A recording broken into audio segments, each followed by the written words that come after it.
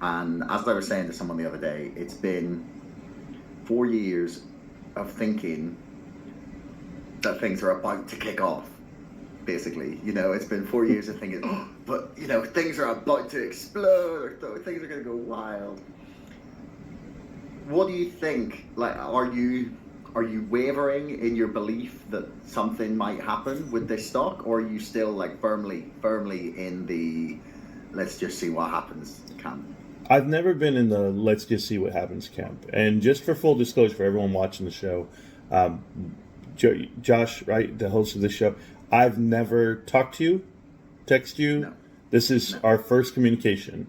I didn't No know. edits, no cuts. This is just No. us talking. So I want to make that very clear to people because um, you never know where someone's coming from, right? So the idea that I would sit across from you and say, "Hey, I'm hopeful," that's not where I'm at. I have been studying retail investing and retail the function of business for a long time, and seeing the changes that GameStop's making, it leads me to believe GameStop's going a different direction. But it's almost like going to the gym. You won't see the results right away. Everyone wants to have that six pack and and look great with their shirt off, but it's going to take you time. It's going to take you commitment, and that's what I see right now. I see GameStop cutting it up. I see GameStop doing the right thing at all times, and they've made a better business model, something you can scale off of.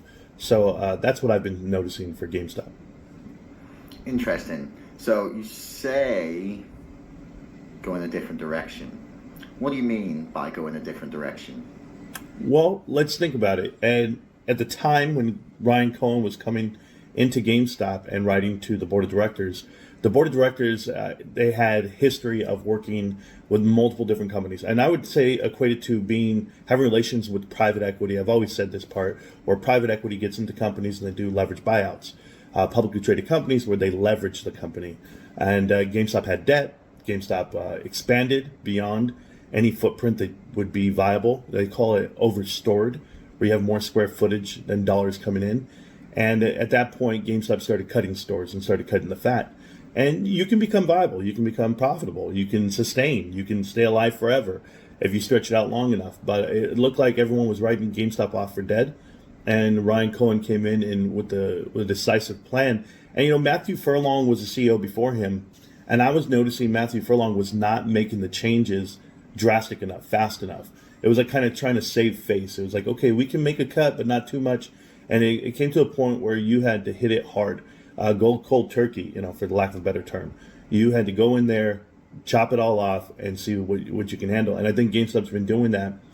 From my calculations, I think GameStop's closed over 700 stores this year, and I was counting them up the other Wow. day. Well, because I had a list of them, and we did some research, and we found over 400 stores in the U.S. and then internationally combined, over 733 stores have been listed as to being cut, and that means that if GameStop's cut off 18%, 17% of their footprint, and they're making more profit than ever, it goes tenfold. I can rattle off all the numbers for you, but that's not going to do it. It's the world hasn't caught up yet, and definitely Wall Street hasn't caught up with yet with what the metric is to measure.